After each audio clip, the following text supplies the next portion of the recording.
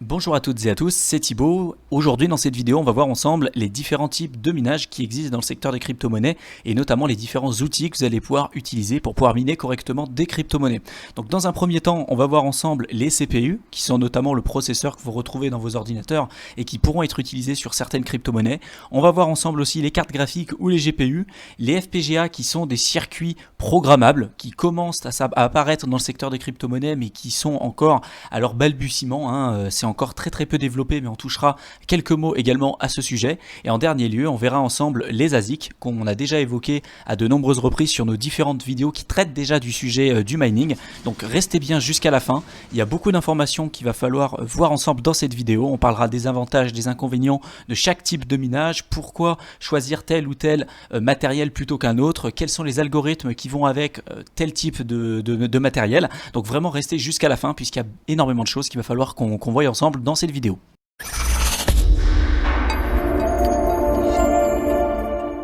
Si vous souhaitez vous lancer dans l'univers du minage de crypto-monnaies, il va falloir dans un premier temps choisir son matériel pour pouvoir miner correctement des crypto-monnaies.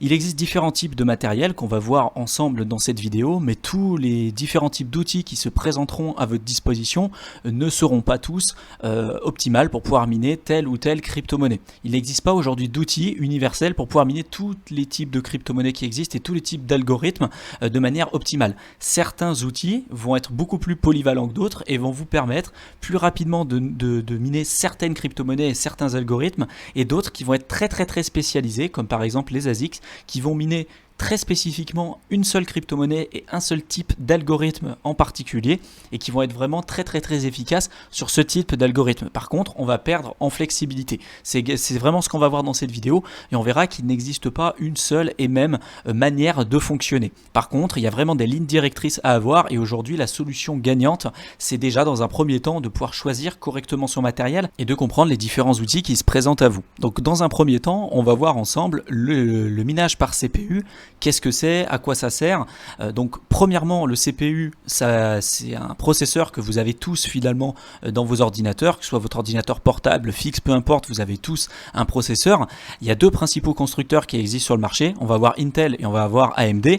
Et les CPU sont principalement utiles, notamment pour pouvoir miner des algorithmes comme RandomX pour le cas de Monero. Donc il y a différentes crypto-monnaies qui fonctionnent sous cet algorithme-là, RandomX.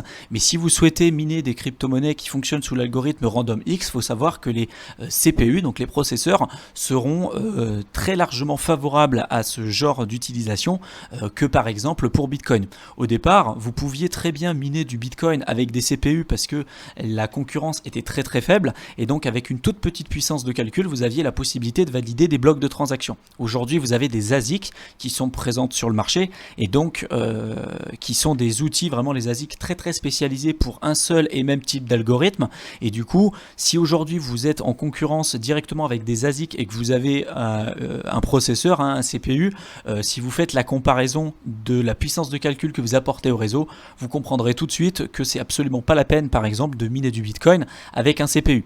Il y a beaucoup de personnes sur Internet, notamment, qui vous disent que c'est possible de miner des Bitcoins, notamment sur votre téléphone portable. Sur votre téléphone portable, vous avez un processeur, un CPU, et la puissance de calcul que vous apportez sur le réseau pour pouvoir valider des blocs de transactions avec votre téléphone portable, vous comprenez bien que c'est absolument impossible pour vous de pouvoir valider des récompenses et de valider des blocs de transactions et du coup de recevoir des récompenses. Donc dans un premier temps, les CPU, c'est vraiment pour des cas très particuliers, et notamment pour si vous souhaitez miner des crypto-monnaies qui fonctionnent sous l'algorithme RandomX. Alors il y a des avantages et des inconvénients à utiliser notamment un processeur pour pouvoir miner des crypto-monnaies. Les avantages, ça va être qu'il n'y a aucun réel matériel spécialisé qui va être requis, et on a tous un processeur sur notre ordinateur portable ou fixe, donc on peut déjà directement avec le matériel qu'on possède commencer à miner des crypto-monnaies. Il y a des outils aujourd'hui qui existent pour pouvoir miner des crypto-monnaies très rapidement à partir d'un processeur qu'on a déjà tous sur nos ordinateurs. Donc ça, c'est quelque chose d'intéressant. C'est également un très bon point de départ pour pouvoir entrer directement dans dans l'univers du mining avec simplement le matériel qu'on a déjà à notre disposition. Par contre, l'inconvénient d'utiliser le processeur, c'est que c'est utilisable sur très peu d'algorithmes, donc notamment Kryptonite que je vous ai dit tout à l'heure pour Monero, mais il en existe très peu qui sont utilisables directement avec le processeur. Et donc si vous souhaitez miner par exemple de l'Ether ou du Bitcoin avec un processeur, ça sera absolument pas intéressant et absolument pas optimisé. Donc en termes de rentabilité, le processeur, ça va être clairement pas ce qui va être le plus intéressant, et puis ça va également utiliser votre matériel de manière beaucoup plus importante que si vous l'utilisiez simplement pour faire les tâches habituelles que vous avez l'habitude de faire avec votre ordinateur. Donc ça, c'est un premier point de départ, et pour ceux qui souhaitent commencer à miner notamment des crypto-monnaies avec leur processeur, vous avez des outils comme par exemple NiceHash ou MinerGate qui vous permettent très rapidement de pouvoir lancer une activité de minage avec votre processeur. Certes, ça ne sera pas l'activité la plus lucrative que vous aurez créée jusqu'à présent, mais ça a quand même l'avantage de pouvoir vous permettre de vous lancer efficacement et rapidement dans l'univers des crypto-monnaies, de commencer à vous faire la main sur le secteur du minage. Ensuite, vous allez avoir la possibilité de pouvoir miner des crypto-monnaies directement via l'utilisation d'une carte graphique. Donc les principaux constructeurs aujourd'hui de cartes graphiques, on va avoir AMD et Nvidia. Et en général, les cartes graphiques sont très utilisées, notamment pour miner des crypto-monnaies qui fonctionnent sur l'algorithme Equihash, comme notamment le Zcash ou Komodo par exemple, ou également Ethash pour l'Ether et l'Ethereum classique. Donc ça, c'est quelque chose de très intéressant, et on voit tout de suite déjà qu'en fonction du matériel que vous allez choisir, l'utilisation que vous allez en faire derrière va pas être identique du tout. Donc les GPU, c'est le Graphic Processing Unit en anglais, et c'est un circuit intégré à un processeur dont est équipée en général la carte graphique des ordinateurs. Donc à l'origine, c'est des composants qui n'effectuent que des calculs graphiques et qui étaient uniquement fabriqués pour améliorer la qualité graphique des jeux vidéo notamment, et puis le visuel que vous pouviez avoir à l'écran.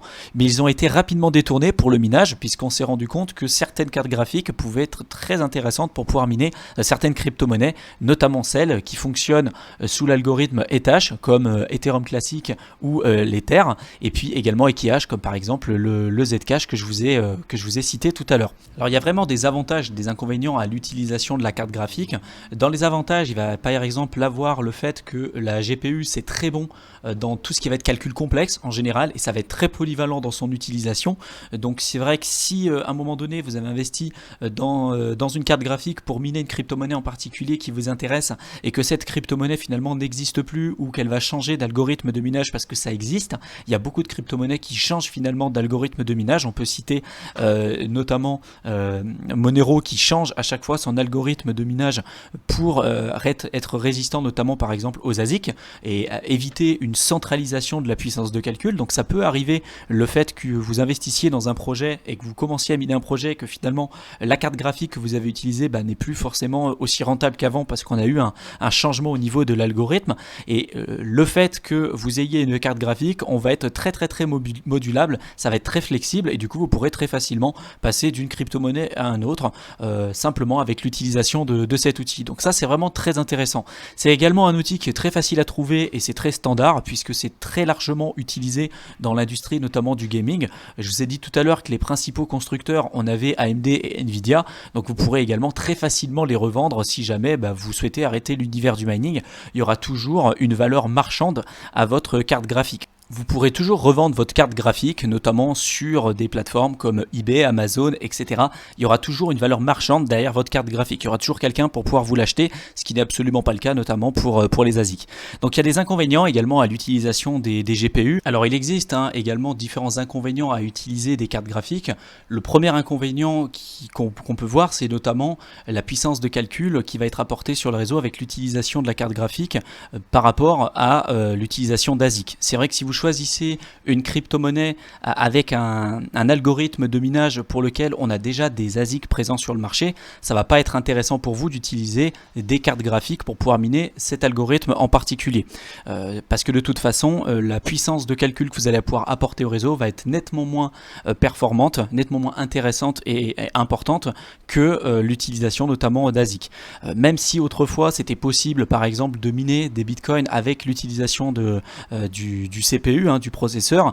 Aujourd'hui, c'est plus du tout possible puisqu'on a des outils qui sont très spécialisés et pour lesquels ils vont faire uniquement une tâche en particulier, et notamment les ASIC de Bitmain, ça va être de miner de l'algorithme SHA-256 et c'est tout. Et donc ça va être à raisonner bien évidemment dans votre utilisation et dans votre la concrétisation finalement de votre projet de minage. Un autre inconvénient à prendre en compte, ça va être notamment le coût des cartes graphiques et notamment le coût de la création d'un rig de minage. Le rig de minage, c'est simplement le fait d'assembler plusieurs cartes graphiques entre elles pour pouvoir améliorer l'efficacité du minage, de pouvoir miner plus efficacement et plus durablement des crypto-monnaies qu'on aura sélectionnées au préalable. Et c'est vrai que le coût d'acquisition d'un rig de minage va pas du tout être le même que le coût d'acquisition par exemple d'un ou plusieurs processeurs qu'on vous a déjà évoqué précédemment. Donc ça, c'est vraiment les deux principaux inconvénients qu'on voit à l'utilisation des GPU. Et maintenant, on va passer directement au FPGA. Quelques précisions sur le FPGA. Donc déjà, qu'est-ce que le FPGA? C'est simplement un circuit logique programmable. Généralement, c'est utilisé pour trouver la combinaison qui est la plus optimisée entre les ASIC dans le milieu industriel et les FPGA. Ils peuvent miner directement des crypto-monnaies. Il n'y a aucun souci vis-à-vis de tout ça. Il y a un seul aujourd'hui constructeur de puces FPGA qui existe et c'est Xilinx. Donc on verra plus tard s'il y a d'autres industriels qui souhaitent se lancer là-dedans. Mais pour l'instant, il y a un seul et même constructeur. Par contre, il existe plusieurs marques et toutes les marques ne se valent pas. On a par exemple Monad, SQRL, Bitware, Tulle qui sont aujourd'hui les principales marques qu'on retrouve pour les FPGA, et il y a différents avantages et inconvénients à utiliser les FPGA. Premièrement, dans les avantages, on va avoir le fait que ce sont des outils qui sont performants sur des algorithmes qui n'utilisent pas la mémoire de l'ordinateur. Donc par exemple, si vous souhaitez miner des crypto-monnaies comme l'Ether ou l'Ethereum classique qui utilisent notamment l'algorithme Ethash et qui demandent de la mémoire, de la mémoire d'ordinateur, ce qu'on appelle également aussi le DAG, ça va pas être intéressant de les miner directement via l'utilisation de FPGA. C'est pour ça que pour ces algorithmes-là, on va plutôt utiliser des cartes graphiques, donc les GPU que je vous ai expliqué tout à l'heure avec AMD et Nvidia. Un autre avantage, on va avoir aussi l'utilisation sur plusieurs algorithmes. C'est relativement polyvalent. C'est un peu moins polyvalent qu'une carte graphique. Par contre, ça l'est beaucoup plus qu'un ASIC que je vous présenterai un petit peu plus tard dans cette vidéo. Ensuite, dans les inconvénients, c'est relativement un coût assez élevé. Les FPGA, c'est un peu comme les cartes graphiques, c'est un coût quand même qui est relativement important et c'est trop récent aujourd'hui pour être utilisé concrètement dans le secteur des crypto-monnaies, même s'il y a quand même des opportunités intéressantes qu'il va falloir surveiller. Donc il y a un site qui est aujourd'hui très intéressant qu'on vous mettra en description de la vidéo qui s'appelle fpga.guide. En dessous, on vous mettra le lien pour que vous puissiez y jeter un coup d'œil et vous verrez qu'il y a quand même pas mal d'informations sur les FPGA et nous on s'en sert énormément pour pouvoir suivre un petit peu l'actualité et voir ce qui pourrait être intéressant à utiliser pour pouvoir l'appliquer directement dans le mining, dans le secteur des crypto-monnaies. Enfin, on va avoir le mining avec l'utilisation d'ASIC, qui sont des machines vraiment dédiées exclusivement au minage d'un algorithme en particulier. On va par exemple retrouver comme algorithme le SHA-256 pour Bitcoin ou X11 par exemple pour Dash. Donc c'est vrai que si vous souhaitez miner du Dash ou du Bitcoin, il va falloir forcément s'orienter vers des ASIC, puisque sinon vous n'aurez pas la puissance de calcul nécessaire pour valider des blocs de transaction. Donc c'est contrairement à des CPU, des GPU ou même des FPGA, on a une flexibilité qui va être nettement moins importante sur les ASIC. Par contre, c'est des machines qui vont être ultra performantes sur un type de minage en particulier, un type d'algorithme en particulier. Et il existe aujourd'hui différents types de fabricants sur le marché. Les principaux, c'est Bitmain et InnoSilicon. Donc Bitmain, c'est vraiment le gros leader de ce marché-là. Donc c'est vrai que si vous souhaitez acheter aujourd'hui des ASIC, ça va être plutôt vers eux qu'il va falloir s'orienter. Il va falloir faire attention aujourd'hui pour bien comparer ce qui est comparable, la puissance de calcul pour un même algorithme, et puis également de voir les différentes interfaces que vous allez pouvoir utiliser en fonction de l'outil que vous allez choisir, puisque clairement tous les outils aujourd'hui ne se valent pas, surtout si vous ne prenez pas les outils sur le même constructeur. Donc il va falloir vraiment faire attention à ça, et ça, il y a des avantages également et des inconvénients à utiliser des ASIC. L'avantage premièrement, c'est que ça va être très performant sur un algorithme en particulier, ça va être facile d'utilisation, il n'y a pas vraiment besoin de se prendre la tête pour optimiser un petit peu la manière de fonctionner, puisque de toute façon les outils qui seront fournis par les constructeurs comme Bitmain ou InnoSilicon sont déjà des outils qui sont ultra optimisés dans tous les cas et qui sortent de manière régulière sur le marché. Donc ça va pas forcément être aussi complexe que par exemple créer un rig de minage par exemple avec l'utilisation des GPU que je vous ai présenté précédemment. Par contre, il y a des inconvénients, c'est que c'est un coût quand même qui est relativement élevé. Pour un ASIC, il faut compter compter à peu près 2000 € rien que pour avoir un seul ASIC, hein, donc c'est un coût quand même qui est relativement important. Ça devient très rapidement obsolète. Donc si on a un changement d'algorithme, s'il y a un nouveau matériel qui arrive, il va falloir obligatoirement avoir la possibilité d'investir sur le nouveau matériel qui va être plus performant.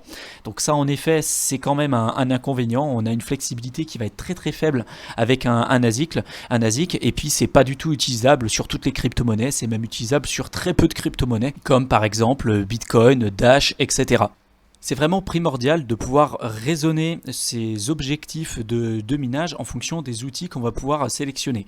Si on souhaite avoir un maximum de flexibilité et avoir un coût par unité qui va être relativement faible, donc si on n'a pas forcément un très gros budget, ça va être plutôt intéressant de s'intéresser plutôt au CPU et au GPU dans un premier temps. Par contre, si on souhaite miner des crypto-monnaies qui sont beaucoup plus connues, comme par exemple le Dash ou Bitcoin, bah là on n'aura pas le choix, on va devoir perdre en flexibilité et on va devoir gagner en efficacité et en puissance de calcul qu'on va pouvoir apporter au réseau, et on va plutôt s'orienter notamment sur des ASIC. Donc ça c'est quelque chose qui va vraiment falloir raisonner de votre côté, il va falloir y réfléchir dessus et vous ne pouvez pas prendre ce choix à l'aveuglette. C'est vraiment très important de s'y pencher en amont et de savoir les risques et les inconvénients qui peuvent exister en fonction des différents outils que vous allez pouvoir sélectionner pour lancer votre activité de minage.